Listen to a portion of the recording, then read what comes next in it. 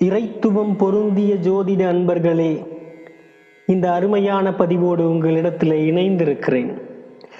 அன்பு நண்பர்களே, விருச்சக லக்னத்திற்கு செவ்வாய் எங்கு அமர்ந்தால் என்ன பலன்? நிச்சயமாக செவ்வாய் என்கிற கிரகம் விருச்சக லக்னத்தினுடைய லக்னாதிபதி என்பது எல்லோருக்கும் தெரிந்திருக்கும். இந்த பதிவினுடைய விளைவு என்ன காரணம் என்று கேட்டால், 6ஆம் வீட்டதிபதியினுடைய நிலைப்பாட்டை கூறும் பொழுது விருச்சக லக்னக்காரர்களுக்கு 6ஆம் வீட்டுக்கும் அதிபதி இந்த செவ்வாய் என்று குறிப்பிட்ட பொழுது அவர் எப்படி பலன்களை செய்வார் என்பதிலே நிறைய அன்பர்களுக்கு கருத்து பேதம் இருந்தது. அடியேன் அந்த 6ஆம் வீட்டினுடைய பலன்களை இட்ட பொழுது நிறைய அன்பர்கள் வெகுவாக பாராட்டினார்கள். அதோடு நிறைய அன்பர்களிடத்திலே கேள்வி கணைகள் எழும்பப்பட்டது.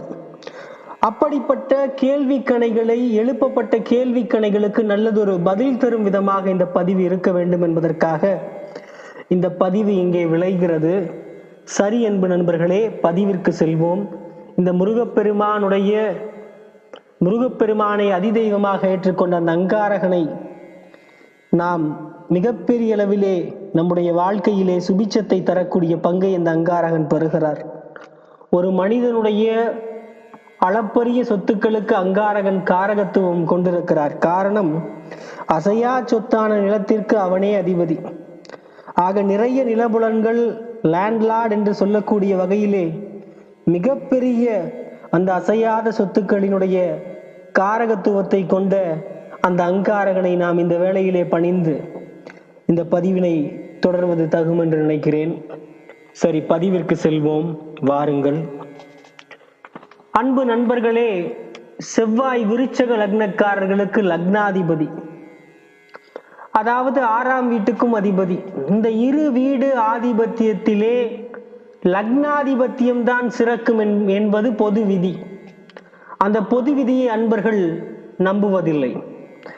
அடிப்படையிலே லக்னாதிபதியான செவ்வாய் இந்த லக்னக்காரர்களுக்கு மிகுந்த நற்பலன்களை வாரி வாரி வழங்கக்கூடிய தகுதியை படைத்தவர். இவர் எங்கிருந்தாலும் அந்த பாவ பலன் விருத்தி அடையும், கவலையே வேண்டாம். அதனால்தான் லக்னாதிபதி மறையலாமா என்ற ஒரு பதிவினை அடியேன் முன்னமே இட்டிருப்பேன். 8, 12ஆம் இடங்களிலே இவர் மறைவதை சிறப்பாக சொல்வதில்லை. ஏனென்று கேட்டால், லக்னாதிபதி அசுப வீடுகளிலே இருக்கும் நிலை ஏற்படுமானால் இவரால் சில சங்கடங்களில் விளைவதற்கும் இடம் உண்டு, ஒப்புக்கொள்கிறேன். ஆனால் இவர் தனித்து இருக்கிறார் என்று சொன்னால் மோசமான விளைவுகள் அதிகம் வராது. நிறைய அனுபவத்தில் பார்க்கிறோம். தீய கிரகங்களோடு சேர்ந்தோ தீய கிரகங்களால் பார்க்கப்பட்டோ இருப்பாரானால் சங்கடங்கள் இவருக்கு விளையும். பொதுவாக விருச்சக லக்னக்காரர்களுக்கு செவ்வாய் நலம் புரியக்கூடியவர் அப்படிங்கிறத ஆணித்தரமா சொல்வதற்கு இந்த பதிவு.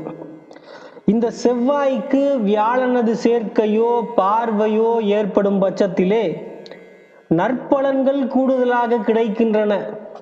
இவர் நவக்கிரக வரிசையிலே பாவக்கோள் ஆனாலும் இந்த லக்னத்தை சேர்ந்தவர்களுக்கு லக்னாதிபதி என்கிற கடமையிலே அவர் சுபர் என்பதை நாம் அடிப்படையிலே ஒப்புக்கொள்ள வேண்டும்.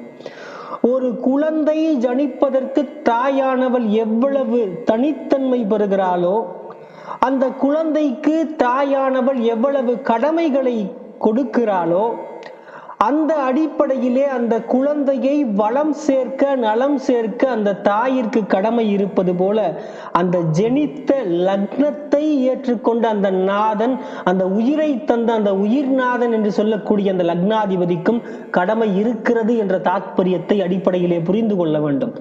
எனக்கு லக்னாதிபதி நீசம், மறைவு, வக்ரம் என்று வெறும் கவலை கதைகளை என்னிடத்திலே கட்டக்கூடாது. அதை முதலிலே அவிழ்த்தெறியுங்கள். அன்பு நண்பர்களே, லக்னாதிபதியானவர் எந்த நிலையில் இருந்தாலும் அந்த குழந்தையை குழந்தையாகத்தான் பாவிப்பார். இருந்தாலும் இவர் இருக்கக்கூடிய இடத்திற்கு தோஷம் விளைவிக்கும் இடங்களிலே இருந்தால் நிச்சயம் ஒரு சில தோஷங்களையும் உண்டு பண்ணுவார் என்பதையும் நாம் எடுத்து கொண்டாலும் கூட, இந்த விருச்சக லக்னத்தை பொறுத்த மட்டிலே பெரும் கெடுதல் அந்த லக்னாதிபதியால் நடக்காது. பிற லக்னங்களும் இந்த தாத்பரியத்திற்கு நிச்சயம் கட்டுப்படும். ஆக அன்பு நண்பர்களே, கவலை கொள்ள வேண்டாம். சரி, ஒவ்வொரு பாவத்திலும் இந்த லக்னாதிபதி, இந்த அங்காரகன், இந்த செவ்வாய், இந்த குஜன், இந்த மங்களன் அமர்ந்தால் என்ன பலன் பார்ப்போமா? இந்த லக்னாதிபதியானவர் ஒன்றிலே இருக்கிறார், அதாவது லக்னத்திலே இருக்கிறார் என்கிற சிறப்பு இருக்கிறது என்று சொன்னால் ஆட்சி பெறக்கூடிய நிலை இருக்கு. ஏன்னா விருச்சக ராசி அவருடைய சொந்த வீடு. ஜல ராசியில் இருக்கிறார் என்ற நிலையும் அவருக்கு இருக்கு. ஜல ராசியிலே இருக்கக்கூடிய செவ்வாய் தோஷம் விளைவிக்க மாட்டார். எத்தனை என்பர்களுக்கு தெரியும்? ஆக அன்பு நண்பர்களே, செவ்வாய் விருச்சகத்திலே இருக்க பெற்ற ஜாதகர் சொந்தமாக தொழில் புரியும் தகுதியை பெறுவார், அறிவாற்றல் ஓங்க பெறுவார், வேதாந்தங்களிலே தேர்ச்சி பெறுவார், திருமண வாழ்வு சந்தோஷத்தில் நிறைந்திருக்கும், சொத்துக்கள் சேரும், மக்கட்பேறு, அதாவது மக்கட்பேறு, மக்களால் நலம் உண்டாகக்கூடிய வாய்ப்பு. இங்குள்ள செவ்வாய் இதர வர்க்கங்களிலே பலம் பெற்றிருந்தால் செல்வாக்கும் சுபிச்சமும் கூடும். பலவீனம், அதாவது பலவீனம் பெற்று பாப கிரகங்களால் இவர் சூழப்பட்டிருந்தார் என்று சொன்னால் ஒரு சில கெடுபலன்கள் நிச்சயம் உண்டு. உடலிலே நமக்கு காயம் உண்டாகும். குறிப்பாக ஒரு நண்பர் இதே மாதிரி செவ்வாய் பாவ கிரகங்களினுடைய சூழுகைக்கும் ஆளுகைக்கும் ஆட்பட்டு விருச்சக லக்னமாக இருக்கும் பொழுது இன்னும் இதர பாகை கணக்குகளை எல்லாம் அடியேன் பார்த்து தலையிலே அடிபட போகிறது, இப்படிப்பட்ட நிலைப்பாடு உங்களுடைய ஜாதகத்திலே தெரிகிறது என்று சொன்னேன். அந்த கெடுபலன் பழித்து விட்டது. ஆக தலையிலே அடிபட நேரும் என்ற ஒரு கருத்து இருக்கிறது. இந்த லக்னாதிபதி லக்னத்திலே இருந்து பாவ கிரகங்களின் சூழுகைக்கும் ஆளுகைக்கும் நிறைய கணக்கு இருக்கிறது. எடுத்த உடனே பொது பலனுக்காக கவலைப்படக்கூடாது. அவருக்கு சொன்னா ஏறக்குறை 36 37 லாஜிக் அந்த ஃபார்முலாவை அசம்சன் பண்ணி அதை தாண்டி என்னுடைய யூக சக்தியில் அது சொன்னேன். ஆக அன்பு நண்பர்களே, எடுத்தவுடன் நமக்கு இப்படித்தான் நடக்குமா அப்படி என்று தலையிலே முக்காடு போடக்கூடாது, மகிழ்ச்சியோடு இருக்க வேண்டும். அடுத்த 2ஆம் பாவம்.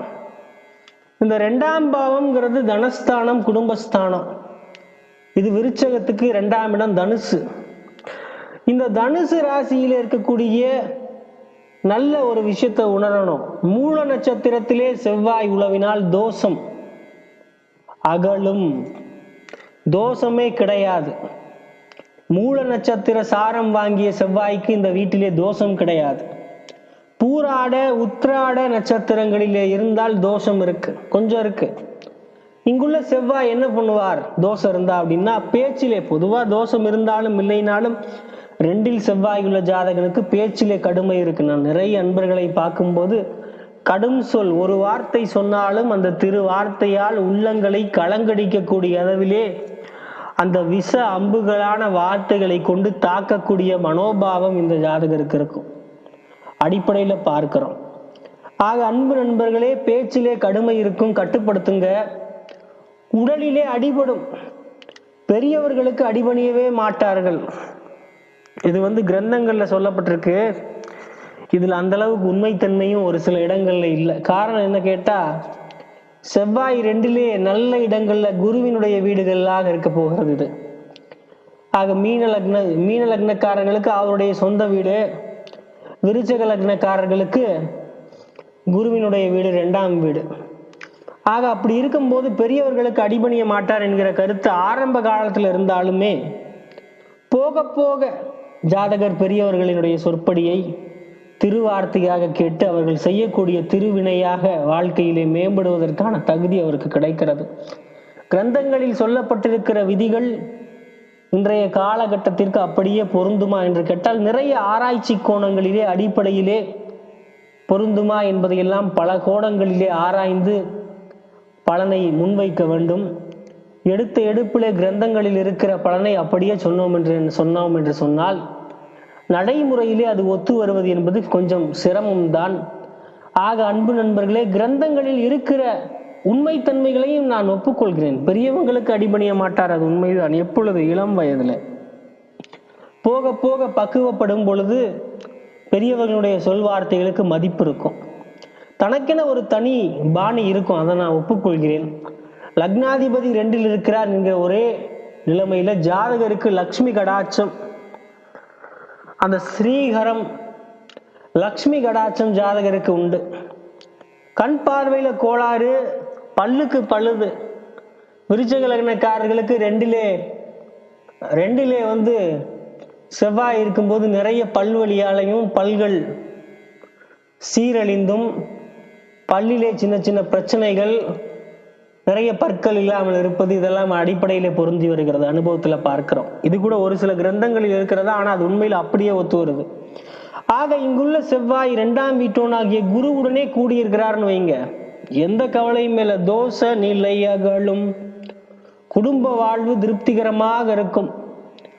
பலம் குறைந்த செவ்வாய் இங்கு இருப்பார் என்று சொன்னால் பொருத்தம் பார்த்து திருமணம் செய்விக்கணும். இதுதான் ஒரு முறை. இதெல்லாமே 2லே செவ்வாய் இருந்தால் இந்த பலன்கள்.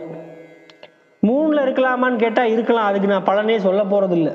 3ல் இருக்கக்கூடிய செவ்வாய் மிக நல்லவன், அவன் மிக சுபிட்சமான பலனை தரக்கூடியவன். கொஞ்சம் கெடுதல் கொஞ்சம் நன்மை, அந்த மாதிரியான பாவங்களுக்கு மட்டும் அடியேன் இப்பொழுது பேசுறேன். 12 பாவத்தையும் பேசணும்னா 1 மணி நேரம் 2 மணி நேரம் ஆகும்.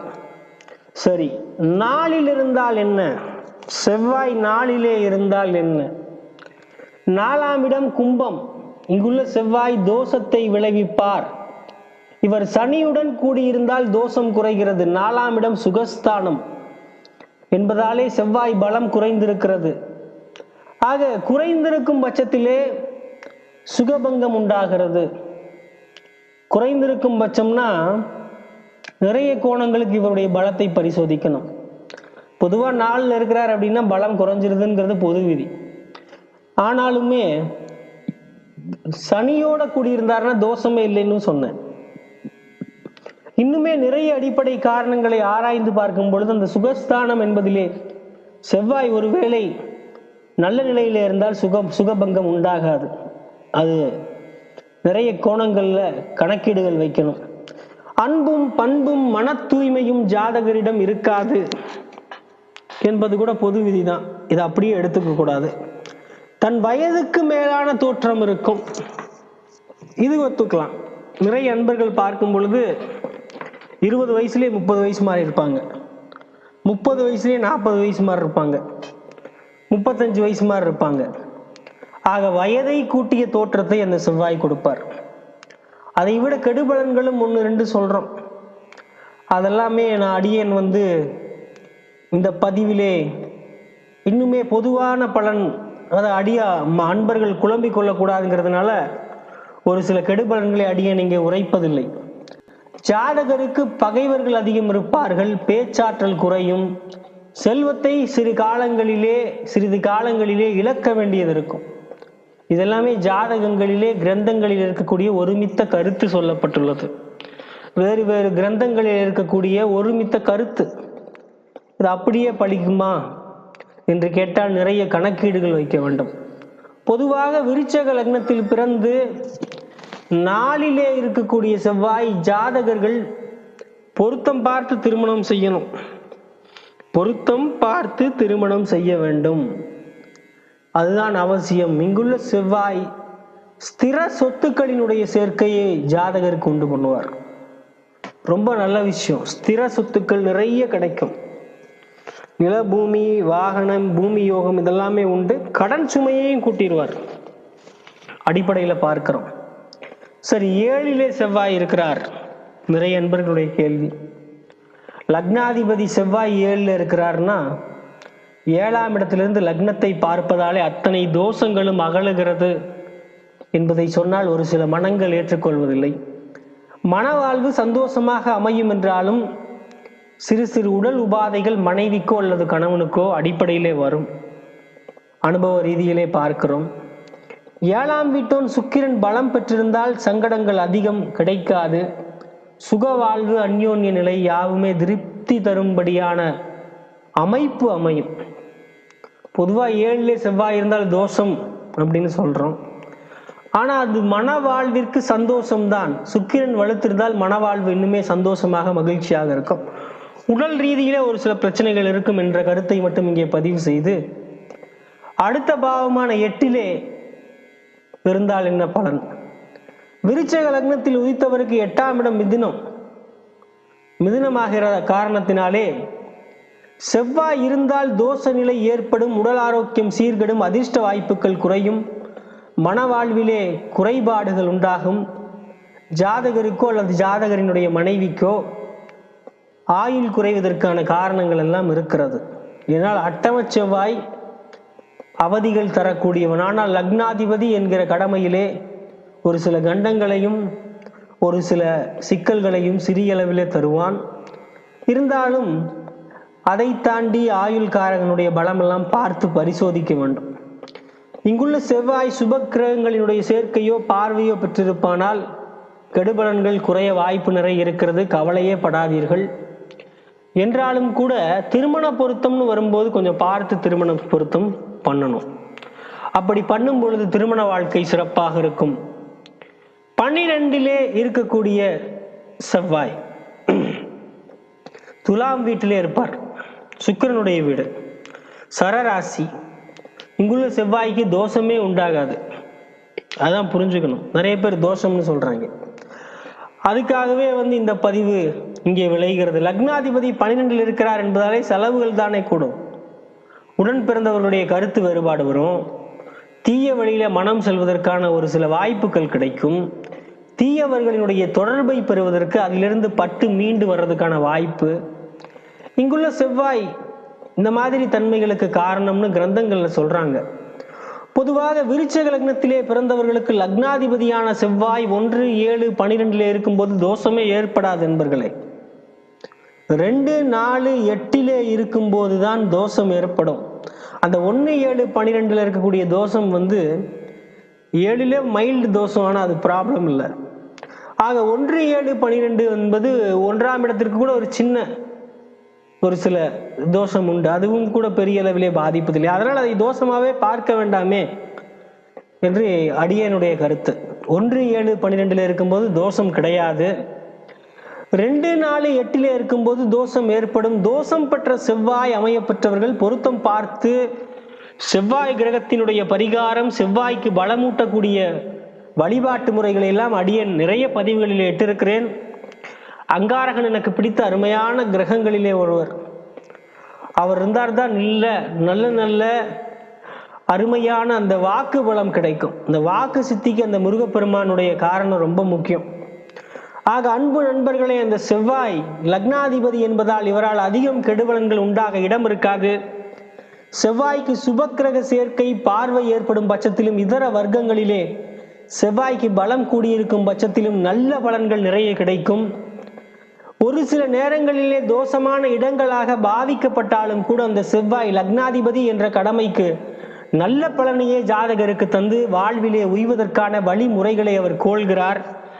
அப்படிப்பட்ட அங்காரகனுக்கு அதி தெய்வமாக விளங்கக்கூடிய முருக பெருமானை இந்த நேரத்திலே மனமுருகி வழிபட்டு நம்முடைய வாழ்க்கை, இந்த விருச்சக லக்னக்காரர்கள், இந்த பதிவினை பார்க்கிற அத்தனை விருச்சக லக்னக்காரர்களினுடைய அருள் மனத்தில் ஒளிரக்கூடிய அந்த அரும்பெரும் தெய்வம் முருகப்பெருமான் அத்தனை பேருடைய இருள் விளக்கி ஒளி கொடுத்து இந்த நல் ஒளி என்கிற சேனலை பார்க்கிற அத்தனை நண்பர்களுக்கும் அத்தனை பார்வையாளர்களுக்கும் நிச்சயமாக அந்த இறைவனுடைய அருள் உங்களுக்கு கிடைக்கும் என்று கூறிக்கொண்டு, கிடைப்பதற்காக அடியேனும் தொடர்ந்து பிரார்த்திக்கிறேன் என்று கூறிக்கொண்டு விடைபெற்றுக் கொள்வது உங்கள் அன்பு நண்பன் அருள் கணபதி ஆச்சாரியா. நன்றி.